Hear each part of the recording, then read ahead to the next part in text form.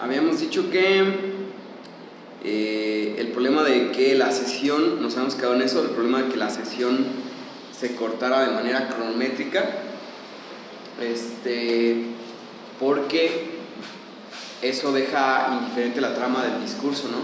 Se toma un tiempo, por ejemplo en mi caso que es de media hora, y uno como analizante ya va entreviendo cuando se va acabando, uno va apresurando las conclusiones de lo que uno está diciendo, uno se reserva incluso ciertas cosas para, dice uno, no quedarme como al aire, porque se sabe que inevitablemente, pase lo que pase, como llegó el tiempo, se va a cortar. Entonces lo que propone acá Lacan, es hacer un corte de la sesión que tengan que ver con el discurso, porque recuerden esta parte, ¿no? Está insistiendo es que es en el discurso, y eso es una crítica muy severa a la IPA, porque en la IPA había el canon de que eran 40 minutos, si no me mal recuerdo, 40 o 45 minutos, algo así, una de esas dos opciones, y tenía que ser así, ¿no? 3 veces por semana, 40 o 45 minutos, no estoy seguro de eso. Fue lo que a la postre va a ser la gran batalla entre Lacan y la IPA. A la IPA lo que más le duele, lo que más le incomoda y lo que más le preocupa es que Lacan tenga sesiones de tiempo variable, porque indirectamente para la IPA esa era una manera de control. Por ejemplo, con la IPA había un cierto estándar de analizantes que tomaban los analistas, ya sean analistas como tales o analistas didácticos. ¿Cuántas personas tomaban en análisis para después de venir en psicoanalistas? Porque pues ustedes sabrán que con las matemáticas se puede hacer un estimado de cuántas personas se pueden tomar por analista, ¿no? Si son 3 veces a la semana, 45 minutos, estamos de acuerdo que no van a poder agarrar 100, ¿no? Y que casi o que todos van a tener la misma cantidad de analizantes.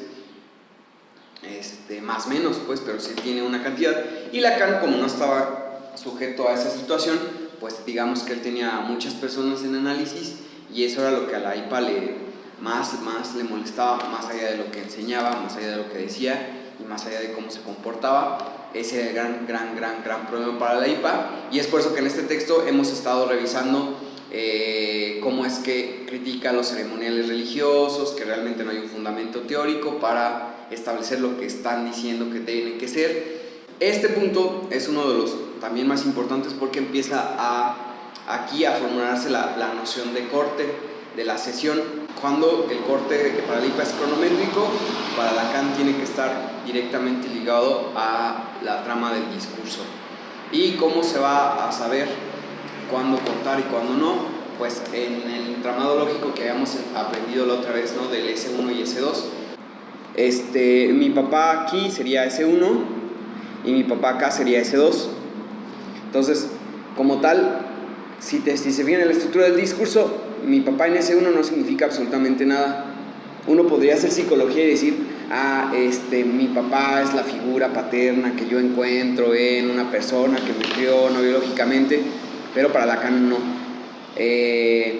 Para Lacan S1 tiene sentido a partir de S2 y de otros más significantes que aquí podremos ponerle, ¿no? Pendiente o Anson. Acá S2 tampoco no significa nada como tal. Uno tendría que establecerlo en relación de S1. Esa es la lógica que tiene el S1 y el S2. No significan como tal nada y siempre están supeditados para entender su lógica a otro significante. Y por eso la definición canónica de Lacan es un significante, es lo que representa un significante para otro significante.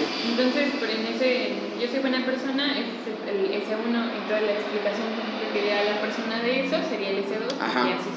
Y así sucesivamente, exactamente. Y es ahí donde Lacan dice que se va a poder hacer una interpretación lógica. Y dice Lacan, se necesitan al menos 4. Porque en ese ejemplo que tú diste, precisamente nos va a referir a otro significante, pero tenemos que, para hacer un entramado lógico, dice Lacan, al menos 4.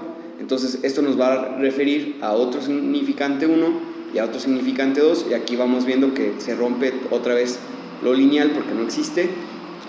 Y haciendo una relación de esos al menos 4, ya tenemos un entramado lógico por el cual podemos hacer una interpretación, o también por lo cual podemos cortar una sesión. Y esto solo se sabe con una marcada participación del analista, no con la perspectiva freudiana de sentarme y el silencio y la atención flotante y lo que se me venga a la mente, y si me duermo, como lo hemos hecho también en otras sesiones, si me duermo es porque no, es una reacción inconsciente. Esto es lo que da el sentido y la argumentación lógica, y que esto deviene de un formalismo que Lacan plantea para el psicoanálisis. Y dice Lacan, apertura de la intervención clínica, ahí dice la lógica sin la cual la interpretación sería imbécil. Entonces uno realmente se pone a pensar, ¿no?, en base a qué se hacen las interpretaciones en el psicoanálisis actualmente, y si son en bases acorazonadas, en bases se me está ocurriendo, lo sentí, pues realmente es una psicología, porque no hay una argumentación lógica de fondo. Y esto es lo que trataría de resolver Lacan con la famosa crítica. ¿Vieron qué es lo que se le critica a los psicoanalistas, no? El psicoanálisis no es ciencia porque si hay un caso tal, si hay un caso X y se interpreta tal, si se presenta ante otras personas, la interpretación va a ser distinta, ¿no? Ese es el gran problema, que ese psicoanalista te dijo eso, pero porque es ese psicoanalista. Pero si se presentan otros psicoanalistas, van a decir otras cosas o van a establecer otras situaciones. Esto se puede atacar precisamente si la interpretación tiene una lógica rigurosa como esta. Al menos 4 quiere decir que mínimamente deben ser 4, pero lógicamente pueden ser más, ¿no? Pero al menos 4 ya es un buen elemento, porque aquí se cierra una estructura. ¿Sí ves? Este es el toro que Lacan plantea.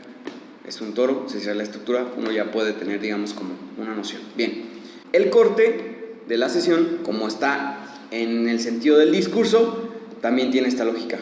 Y si se fijan, pues hay como una mayor profundidad al decir, vamos a cortar en base a esto, vamos a cortar en base al tiempo. A mí algo que me parece muy, muy potente es la cuestión de la crítica a la experimentación. Dice Lacan ahí en la 245, por eso nada podría extraviar más al psicoanalista que querer guiarse por un pretendido contacto experimentado de la realidad del sujeto. Este camelo de la psicología intuicionista, incluso fenomenológica, ha tomado en el uso contemporáneo una extensión bien sintomática del enrarecimiento de los efectos de la palabra en el contexto social presente. Lo que sí existe es el hecho de que se hable de manera imaginaria acerca de este ser. Eso podría ser la palabra vacía. Que se hable de ese ser, que se hable de las expectativas de ese ser, lo que yo soy, ¿no? Para y que el analista diga, sí, tú eres así, ese es tu ser. Eso sería estar en el lugar de la palabra vacía. Y estar de la palabra plena sería más como de sujeto. Pero el sujeto no tiene que ser responsable de asumirse como tal. Nosotros, en tanto que analistas, somos los responsables de la concepción que nosotros tenemos de sujeto. Uno no puede pedirle al analizante que tome la responsabilidad de ser sujeto,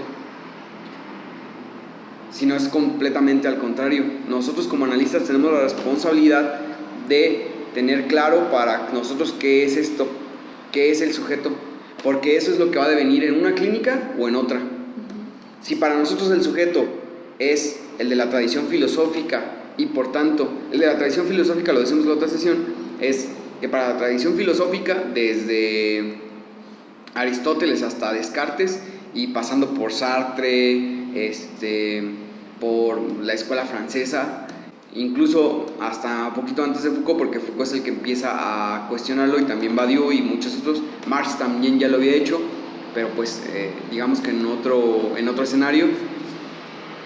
Si para nosotros eso es el sujeto, y por lo tanto también para nosotros el sujeto es el sujeto freudiano, porque Freud está instaurado en esta cuestión, en esta lógica del ser como sujeto, entonces la lógica y la apuesta es otra, ¿no? Si habría un ser, el sujeto se tendría que hacer responsable de eso, habría una determinación y habría una causalidad. Pero si para nosotros el sujeto es irremediablemente una inmixción de otredad, está con otro, entonces no se puede hacer no se puede hacer responsable de lo que es de sí mismo, porque en el sí mismo ya no opera.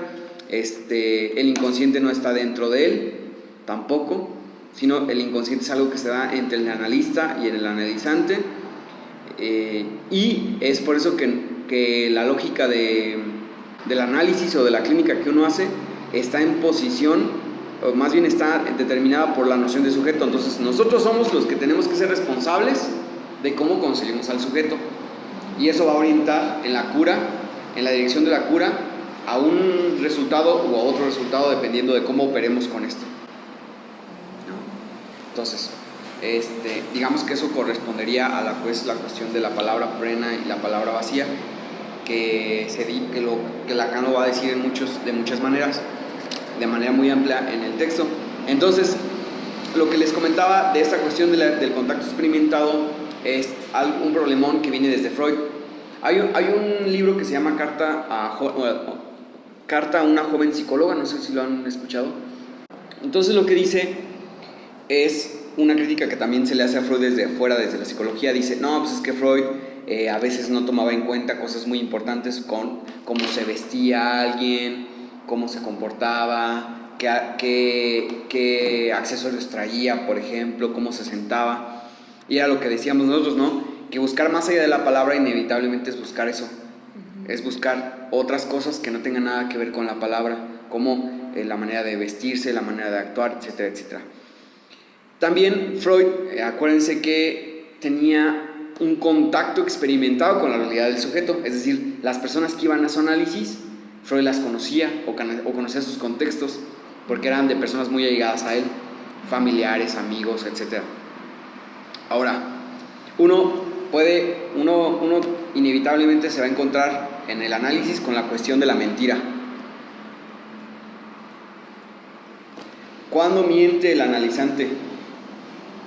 ¿Qué implica que mienta y qué repercusiones tiene el hecho de que mienta en una sesión, ¿no? Entonces, irse por el lado de la mentira cae en el grave error de tratar como de encontrar o de buscar una comprobación por medio de la experiencia. ¿Esto que me dice será cierto? ¿Será así? ¿Realmente me mintió? ¿Realmente se fue a este lado? ¿No se fue a este otro lado que me dijo? ¿Realmente no tiene dinero, como dice? ¿O se está forrando el dinero? No. Hay un grave error epistemológico, en creer que la experiencia de la realidad del sujeto te va a ayudar en el análisis. Es decir, que tú serías mucho mejor analista si supieras qué es lo que tu analizante está haciendo y qué no está haciendo. O sea, también supieras qué es dónde miente, dónde no, cómo se desenvuelve, qué es lo que hace. Si te cuenta una experiencia, si tú la sabes por otra vía o así, o te enteraste, tienes una mejor posición. Es un problema epistemológico, y aquí Lacan está haciendo de nuevo un guiño a la física, porque para la física, a partir de la ecuación de Einstein, se cambió la experimentación, porque antes la ciencia se operaba de manera de la experimentación. Antes, para que el saber pudiera crecer, estaba ligado a la experimentación y al ensayo y al error. Vamos a ver cómo funciona, no funcionó, bueno, de otra manera. Vamos a ver cómo funciona de esta manera, no funcionó, bueno, de otra manera. A partir de Einstein, lo que empezó a hacerse es el experimentum mentis, que es latín y que refiere a experimentos mentales. A partir de Einstein, lo que sucedió fue que los experimentos como tales ya no eran la punta de lanza del crecimiento científico o del saber. Ya no era eso más. Ahora lo que era la punta del saber era la teoría, y la teoría era es la que guía los experimentos científicos. Hoy en día, ¿qué tiene más peso? Tiene más peso en la física la teoría. La teoría es la que va a guiar los experimentos que se van a hacer después. Es decir, primero se teoriza, después se comprueba. Hay cosas en física y en matemáticas que son aceptadas teóricamente sin que haya un fundamento aún empíricamente. Y eso para nosotros es como una cuestión como de qué me estás hablando, ¿no? Para nosotros nuestra concepción de la ciencia es completamente al revés. Primero me lo compruebas y luego vamos a ver si es cierto o no. Ok. Esto, si ustedes lo quieren checar, esto está en Stephen Hawking, y él dice y él explica cómo es que la física abandonó el experimento como la guía, porque dice la experiencia engaña. Eso es lo que dice Hawking, y yo se los he comentado en otro momento. ¿A qué se refiere con esto? Es que dice, por ejemplo, nos dimos cuenta en física que en el cielo la estrella está en un lugar, pero teóricamente después descubrimos que esa estrella se ve en ese lugar porque en realidad lo que ocurre es que hay una desviación de la luz. La estrella está acá, este es el Sol, esta es la Tierra. Nosotros vemos una estrella en el cielo aquí, pero eso es lo que la experiencia nos dice. Pero luego teóricamente nos dimos cuenta de que en realidad la estrella no está ahí, sino la estrella está acá. Lo que sucede con la luz es que el Sol ejerce una fuerza sobre la luz de esta manera, que hace que se desvíe y que nosotros veamos la estrella aquí cuando en realidad está acá. Y como buenos científicos, con buen espíritu científico, nos dimos cuenta de que la experiencia no podía ser más la vía, porque engaña. Y uno podría apostar su vida a decir, oye, ¿tú crees que la estrella está ahí? Sí, pues la estoy viendo, ¿no? O sea, ¿qué más prueba que los hechos comprobables, la experiencia? ¿Qué más prueba que eso? Pues mira, no está ahí, sino está acá, y lo que realmente tú estás viendo es un efecto de la ilusión que hace el Sol con la luz. Y lo mismo pasa con las estrellas, como este meme que hemos visto muchas veces de cuando tú crees que le pides un deseo a la estrella fugaz, pero la estrella está muerta como tus sueños. Es lo mismo, uno está viendo la estrella fugaz en ese momento, en ese instante, y uno podría apostar su vida a que la estrella está en ese lugar, cuando en realidad lo que nos está llegando es la luz que ha viajado todo ese tiempo, y es como el retraso, pero pues la estrella ya murió hace muchos años. Y es por eso dice, la experiencia no más. Y es la punta de lanza de la ciencia ahora, la teoría y la abstracción junto con la teoría. Como lo hemos hablado en otros momentos en el seminario, que la teoría es una cuestión de abstracción. No es así nada más, ¿no? Sino es una abstracción rigurosa, y en la física como tal es la lógica matemática. Si uno quisiera estar a la altura de la física, tendría que uno recurrir a la abstracción lógica matemática, y es lo que ha hecho algunos campos de las ciencias en los desarrollos más avanzados. La biología se dio cuenta de que el ADN era la decodificación del ADN porque utilizó la abstracción lógica matemática, porque pudieron decodificar el ADN gracias a la teoría de nudos, que es una teoría matemática, que como dato curioso, solo el posgrado en topología de nudos solo se da en 2 países del mundo, y uno de ellos es Japón, porque #Japón. Para que vean, digamos, lo específico. Digamos que si uno es matemático y uno quiere estudiar topología de nudos, solo hay 2 países, y uno de ellos es Japón, y pues obviamente tienes que aprender japonés. Imagínense cómo está el asunto. Pues bueno, la biología en alguna parte se dio cuenta de eso, recurrió a esto, y fue que pudo descubrir la decodificación del ADN, porque digamos que el ADN es un nudo muy, muy, muy complicado.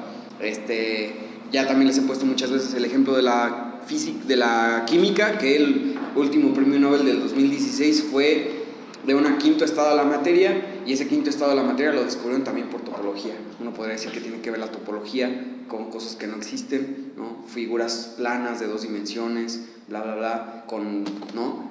Y eso subvierte completamente esta idea que hemos escuchado y criticado tanto de, no, es que el mundo de las ideas, a mí háblame de los hechos, de lo de ahorita, lo que yo puedo, lo que me funciona en mi día a día. Pues resulta que algo que tú podrías pensar que no tiene nada que ver con la realidad, ¿no? Y que serían como ideas guajiras, te ayudó a descubrir un quinto estado de la materia. Y entonces es por eso que es un modelo paradigmático el de la física, y que habría que pegarse a ello. Y todo esto se los cuento porque Lacan se dio cuenta de ello y está consciente de ello, y trata, digamos, de seguir el modelo epistemológico de la física con el psicoanálisis. Y es por eso que dice, por eso nada podría extraviar más al psicoanalista que querer guiarse por un pretendido contacto experimentado de la realidad del sujeto. ¿Por qué? Porque Lacan se dio cuenta, gracias a la física, que la experiencia engaña. Por eso, como psicoanalistas, no nos debería interesar en absoluto la cuestión experimental de la vida o de la realidad del sujeto. Ir a ver si comprobar si es cierto, que ir a ver si se ganó realmente la lotería, ir a ver si realmente lo están persiguiendo, ir a ver dónde vive. Nada de eso nos tiene que importar, sino única y exclusivamente el discurso y los entramados lógicos de ese discurso. Y es algo que uno puede encontrarse luego recurrentemente en Freud, en algunos casos de psicoanálisis, pero sobre todo está muy esto presente en Freud. Y uno podría decir, ante la frustración de que un psicoanálisis no avanza, ¿no? Si pudiera saber qué realmente está pasando, en el sentido de si pudiera contactar experimentalmente qué es lo que está sucediendo, ¿no? En esa relación, por ejemplo, de pareja que me cuenta mi analizante, si yo pudiera ir a platicar con la otra, a ver, ¿no? Nada te puede extraviar más, dice Lacan, que eso, porque es una cuestión epistemológica bien fundamentada, ¿eh? El hecho de que diga nada puede extraviar más al psicoanalista no es una cuestión de que se le ocurra a Lacan, de que sea una idea, sino que tiene todo un entramado epistemológico bien fundamentado. Lo de la experiencia también es una crítica a la psicología, porque si se dan cuenta la psicología va por allá, ¿no? De un contacto experimentado con la realidad del sujeto. Esa es la lógica de los test, ¿no? Esa es la lógica de ver, escríbeme aquí, esa es la lógica de contéstame estos ítems para darme cuenta de la realidad, como de cómo ves tú las cosas, y de tener una prueba fehaciente, una prueba experiencial del sujeto. Y lamentablemente eso es un error epistemológico grave, y de cómo opera y de cómo funciona la psicología. Y es algo de uso extensivo, dice, y a mí me parece que se puede ver actualmente que eso de alguna manera opera. No sé, incluso esta perspectiva del acompañamiento terapéutico, uno podría ponerlo también en tela de juicio en ese sentido, ¿no? ¿Qué efecto positivo tendría acompañar a alguien en sus experiencias diarias como potencialización terapéutica? Si te engaña la experiencia en temas tan básicos como dónde está una estrella y lo estás viendo, que no te puede decir, ¿no? Que te engaña el test que tú estás haciendo, las concepciones terapéuticas que estás haciendo de un acompañamiento de lo que tú estás viendo.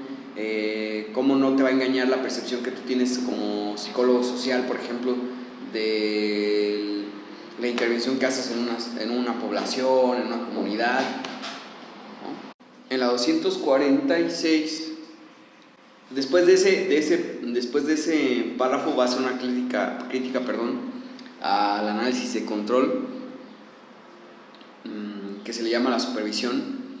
Hay una paradoja en esa crítica, pero ahí no queda muy claro cuál es la posición de Lacan, porque Lacan lo que hace también es supervisar casos clínicos. Es decir, uno habría que también cuestionarse esa parte de la teoría, porque Lacan, aparte de ser análisis didáctico, análisis, digamos, en el sentido de cura, también era supervisor de casos y tenía análisis de control con otros analistas. Y esta crítica al análisis de control da una crítica también fundamental al psicoanálisis de Freud, porque acuérdense que en esta parte, ¿no? Desde 1953 Freud ya quedó superado y rebasado, porque este es otro de los puntos más severos que hay en este texto, que es en la atención flotante o la atención difusa, dice aquí, y les leo los dos párrafos para que, digamos, aprendamos bien la idea. Dice, si el controlado pudiese ser colocado por el controlador, está hablando del psicoanálisis de control, en una posición subjetiva diferente de la que implica el término siniestro de control, ventajosamente sustituido, pero solo en la lengua inglesa, por el de supervisión, porque sí o no, si uno se pone a pensar las implicaciones del nombre del análisis de control, o sea, así como de aguanta, compa, ¿no? ¿Quién te da a ti la jerarquía para controlar algo, etcétera? Si supone que yo ya soy analista, bueno. Sí. El mejor fruto que sacaría de ese ejercicio sería aprender a mantenerse él mismo en la posición de subjetividad segunda, en que la situación pone de entrada al controlador.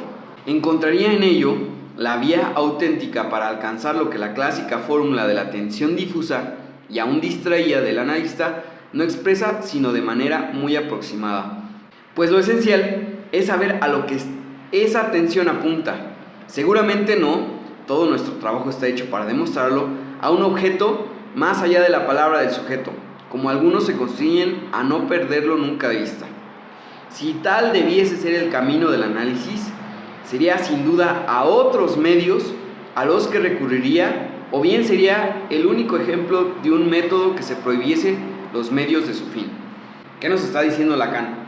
Que esta atención no sirve porque esta atención es como si esperara a un objeto más allá de la palabra del sujeto, y a un objeto que ya se sabe qué es. Esa es en base a que yo ya sé que tengo que esperar, que puedo tener una atención flotante, ¿no? Es como si Matza me empezara a hablar de su día y entonces a mí yo sería como un psicoanalista que estoy esperando encontrar el objeto del inconsciente que está más allá de la palabra de lo que me dice Matza.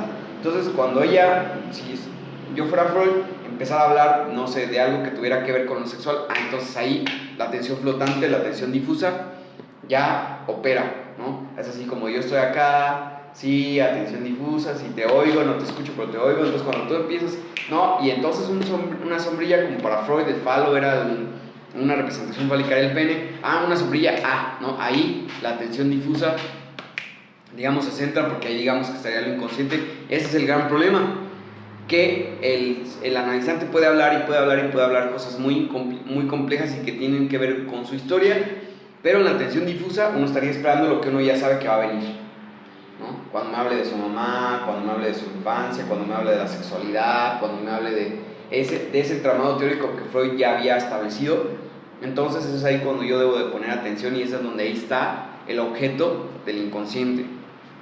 Entonces, para ese tipo de técnica, dice Lacan, sería mejor recurrir a otros medios como la medicina, como la neurología, la neuropsicología, etc. Si nosotros ya sabemos, ¿no?, cuál es ese objeto, y nada más nos vamos a sentar a tener una atención difusa esperando que venga ese momento, pues entiendan que pueden pasar años, o sea, pueden pasar 2, 3 años que salga algo de lo que yo considero que es el objeto del inconsciente. Hay un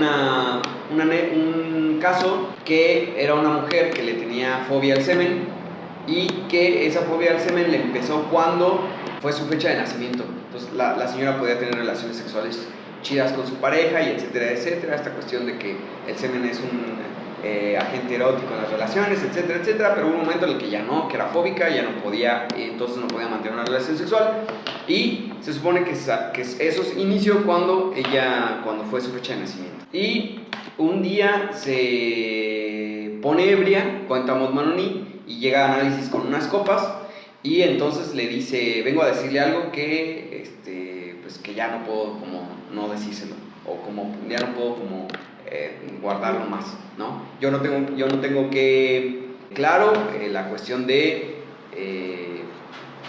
pues de mi papá, de mi concepción y así. Y entonces Manoni expresa con signos de exclamación y dice: retrasó 2 años su análisis. O sea, como crítica a su analizante, ¿no? Como diciendo: vean, tuvo que ponerse ebria y después de 2 años por fin decirme esto. Cuando uno diría así como de, o sea, ¿cómo que atrasó su análisis? Y luego, ¿y tú? ¿No? Y es lo que les digo, con la atención flotante pueden pasar años y uno seguir cobrando, ¿no? Y cuando salga uno escribir el caso, y miren, esta persona, su resistencia es tan grande que retrasó su análisis 10 años, ¿no? Mientras esos 2 años ni le pregunto, ni le cuestiono, ni lo pongo en juego, bueno, aquí qué pasará, ¿no? ¿Por qué? Porque está esta idea de que el psicoanalista debe ser neutral, porque si no va a poner algo de su cosecha, de que uno debe estar callado, ¿no? De que el analizante tiene que hablar. Fíjense qué tipo de lógica, y que ya está bien convencida, ¿no? La analizante retrasó 2 años su análisis. Y bueno, ya, se supone que le pregunta ya, no, pues pregúntele a su mamá por el padre, y resulta que era adoptada.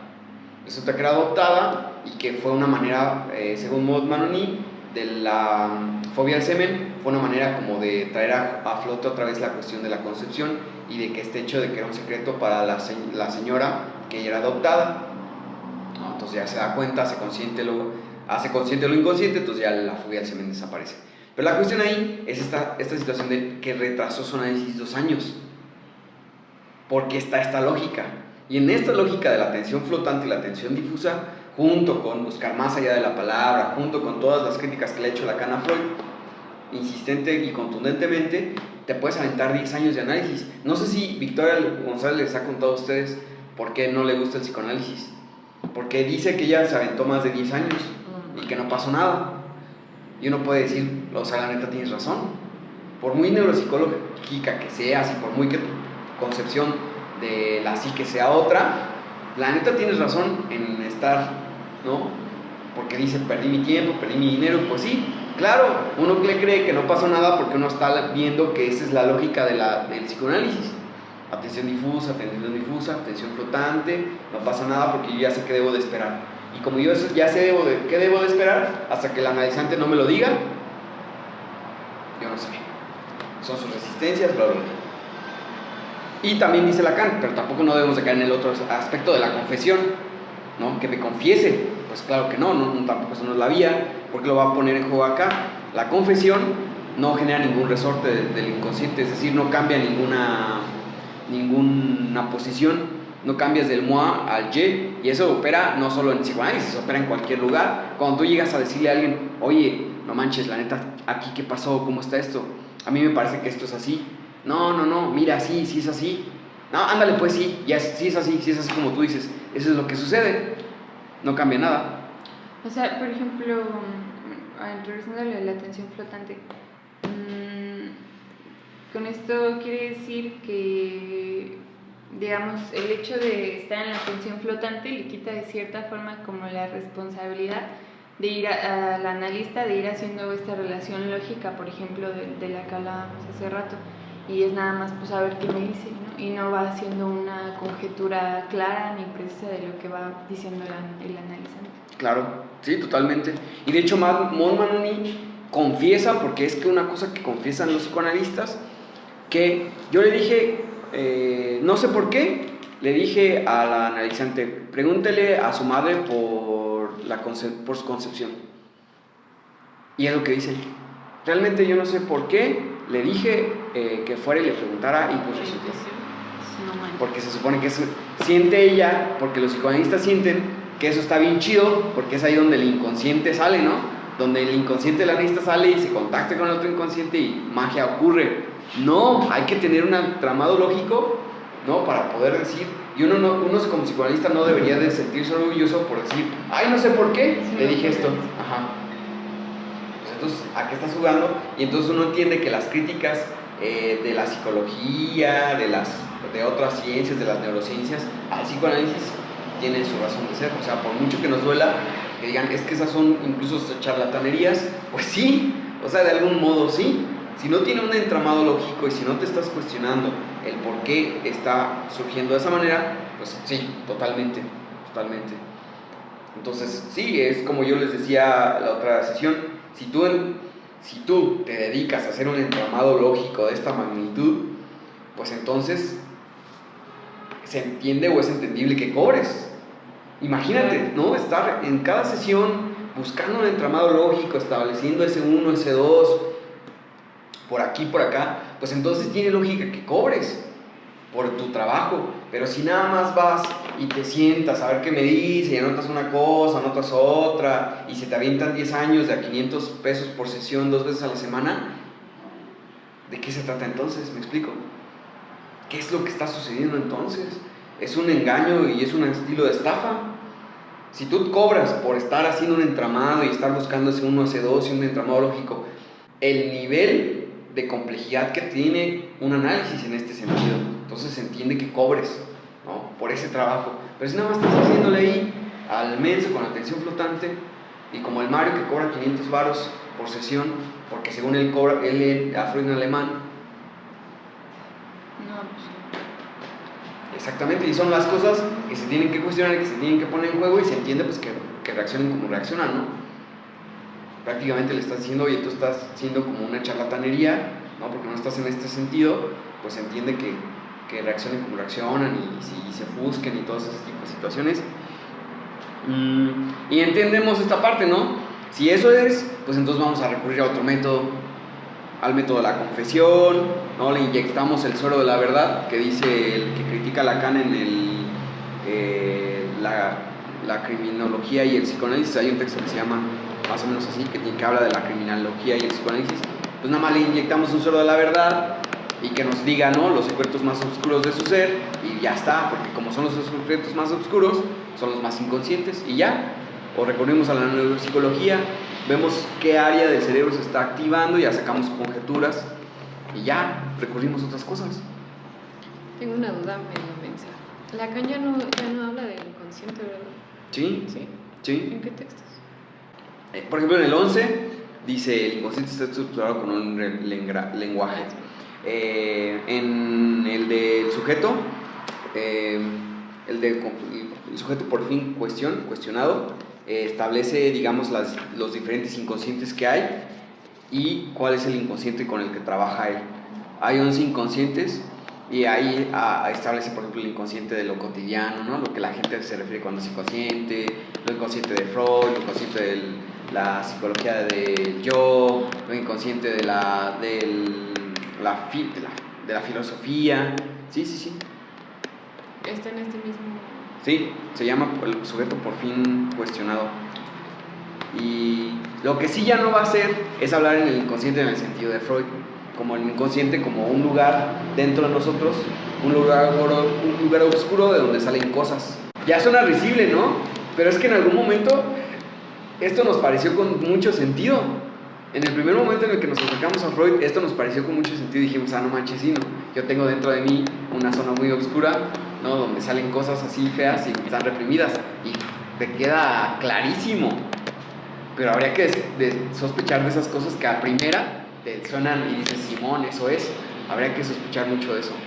El analista debe ubicar lo que debe ser oído, porque no hay escucha directa del inconsciente por el inconsciente. Y es lo que comentabas tú. O sea, es la responsabilidad del analista ubicar lo que debe de ser oído, porque no hay escucha directa del inconsciente por el inconsciente. ¿Eso está aquí? Sí. ¿En dónde? Dice, después de otros medios a su fin, dice, el único objeto que está al alcance del analista es la relación imaginaria que lo liga al sujeto en cuanto yo. Acuérdense que el yo... ¿Dónde? Ya. Acuérdense que el yo es un objeto que cumple una función imaginaria. Es imposible curar esta cuestión imaginaria porque es estructural, y por eso es que dice aquí Lacan, el único objeto que está al alcance del analista es la relación imaginaria que lo liga al sujeto en cuanto yo, y a falta de poderlo eliminar, porque no se puede eliminar, como les digo, es estructural, puede utilizarlo para regular el caudal de sus orejas. Es decir, el analista debe regular qué es lo que él debe escuchar, con un entramado lógico claro. Según el uso de la fisiología, de acuerdo con el Evangelio, muestra que es normal hacer de ellas orejas para no oír. Dicho de otra manera, para hacer la ubicación de lo que debe de ser oído. Y es esto que decíamos, establecer ese 1, establecer ese 2, establecer al menos 4. Pues no tiene otras, ni tercera oreja, ni cuarta, para una trasaudición que se desearía directa del inconsciente por el inconsciente. Y la lógica freudiana y la lógica de los analistas que reina es esa: atención difusa. ¿Por qué? Porque mi inconsciente está aquí en juego, ¿no? Y entonces en el momento en el que se haga lo inconsciente, yo voy a decir algo que no voy a saber por qué es, pero que alude a precisamente lo inconsciente. Y es lo que dice Maud Manoni: le dije esto y no sé por qué, haciéndole un guiño a decir, ay, es que fue mi inconsciente el que habló por mí, ¿no? Y que precisamente como es inconsciente, no sé por qué lo dije, pero lo dije. Pero estuvo bien. Ajá. Y aquí entra la palabra vacía. Antes, para finalizar ese mismo renglón, párrafo dice, diremos lo que hay que pensar de esta pretendida comunicación. Es decir, Lacan nos va a decir qué es lo que piensa de esa pretendida comunicación. Lacan nos advierte qué es lo que está a punto de hacer, y no sé por qué no lo registramos. Bueno, los obstáculos epistemológicos hacen que no lo registremos. Dice Lacan en el principio de la introducción, voy a los conceptos que Freud estableció, los voy a subvertir, los voy a cambiar. Dice, pero aún es muy temprano para que yo lo haga en este texto, pero nos advierte que lo va a hacer. Y acá nos dice también, voy a decirles qué es lo que pienso de esta comunicación del inconsciente por el inconsciente. Y dice, hemos abordado la función de la palabra en el análisis por el sesgo más ingrato, el de la palabra vacía, ¿no? Y hoy entendemos que está todo esto en juego. Todo lo que hemos revisado estas 3 sesiones es lo que está en juego en la palabra vacía, en que el sujeto parece hablar en vano de alguien que, aunque se le pareciese hasta la confusión, nunca se unirá a él en la asunción de su deseo. Y esto es, para cerrar, yo creo que con este punto está chido, la cuestión de la identificación. Y lo habíamos dicho, si el yo es otro. Yo es otro. Recordando lo que dice Freud del ideal del yo y del yo ideal, ¿no? Hay una ilusión, digamos, de lo que yo necesito, que es lo que yo necesito ser. Esa ilusión, ya lo dijo Lacan, está destinado a ser como otro, para otra y para ser hurtado por otro. Es lo que dice de lo que es el ser, ¿no? Y esto lo pone en juego en el espejo, en el estadio del espejo. Y también dijo de la frustración. La frustración es por el hecho de que por más que se parezca al espejo, podemos pensar el espejo aquí y el sujeto acá. Entonces, por más que el sujeto se asemeje a esta situación de la otredad, por más que se sienta o que se esfuerce por semejarse, nunca lo va a lograr. Y eso le ocurre frustración, y por eso se decía hojas antes. No hay palabra que corresponda a esta frustración, no, porque no le puedes decir, no, sí, usted es muy buena persona, porque entonces se da cuenta de que no hay frustración. No, usted no es buena persona, pues está poniendo esto en tela de juicio, ocurre frustración. Pero ya aquí lo dice más claro. La palabra vacía, en que el sujeto parece hablar en vano de alguien que, o sea, en vano de alguien, cuando, aunque se refiera de sí mismo, ¿no?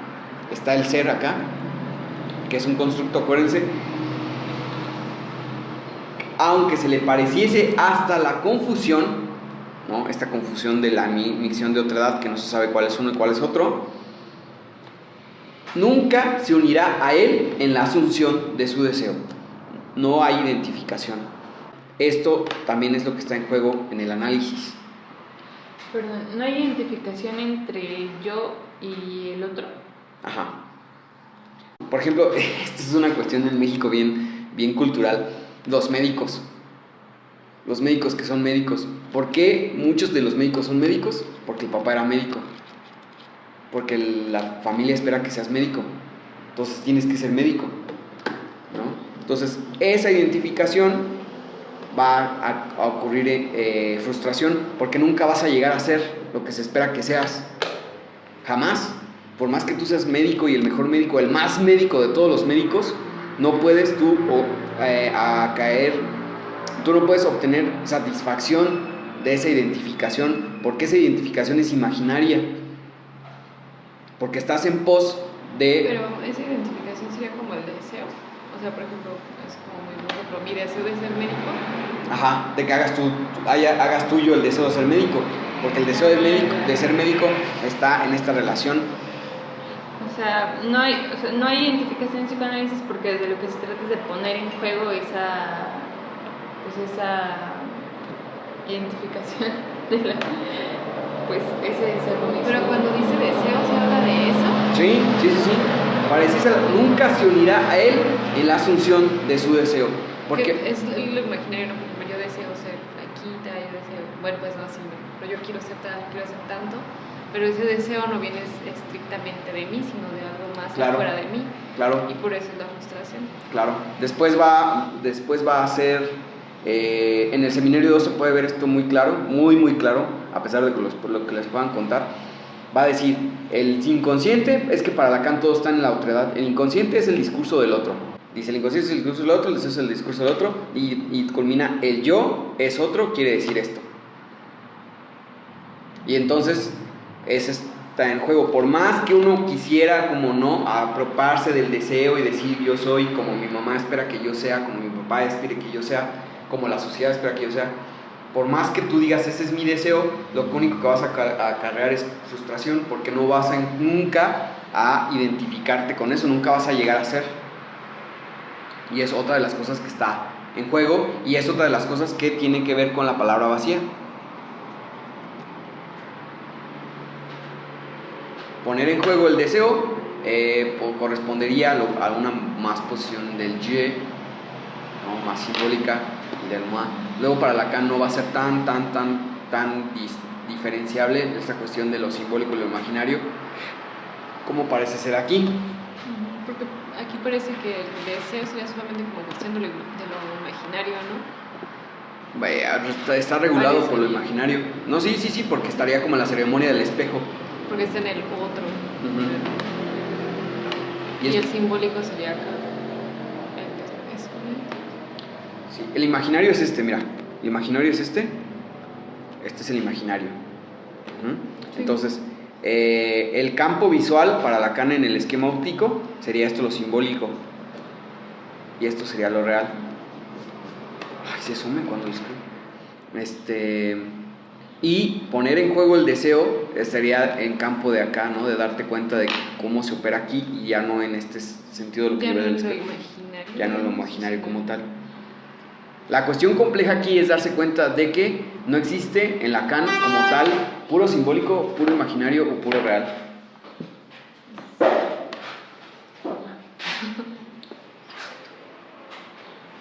¿Cómo ven? O sea, es que te digo, aquí se ve como muy marcado, pero al final de cuentas está como Es como un gordiano, es el nudo gordiano. Originalmente se llama el nudo gordiano, luego el nudo borromeo, que es el... ¿no? Sí, como lo dices, es aquí como bien ubicable, ¿no? Que esto es imaginario, pero lo complejo de esto es pensarlo que sí es imaginario, pero que irrevocablemente va a estar siempre en relación a lo simbólico, lo imaginario, lo real. Una manera buena para pensar esto es decir, ok, el deseo es el deseo del otro, es imaginario, pero ¿cómo lo entiendes tú? ¿O cómo es que tú llegas a comprender esto por medio de lo simbólico o por medio de las palabras? Yo entiendo que el deseo es el deseo del otro y eso es imaginario, pero está en relación a lo simbólico porque estoy usando palabras para expresarlo, para entenderlo, para ponerlo en juego. Y, por ejemplo, ¿cómo sería lo real? O ¿cómo estaría lo real en juego? Que siempre se vuelve al mismo lugar. Es decir, como es un axioma en psicoanálisis, siempre está en juego esto, es decir, no podría ser el deseo del yo. ¿Sí me explico? El axioma es el deseo del otro, es un axioma. El deseo es el deseo del otro, entonces todo deseo es del otro. Eso es algo real porque siempre está en ese lugar. Y eso es como es una manera de comprender cómo es que siempre está en juego los tres registros, aunque pareciera que como tal sí hay una primacía aquí.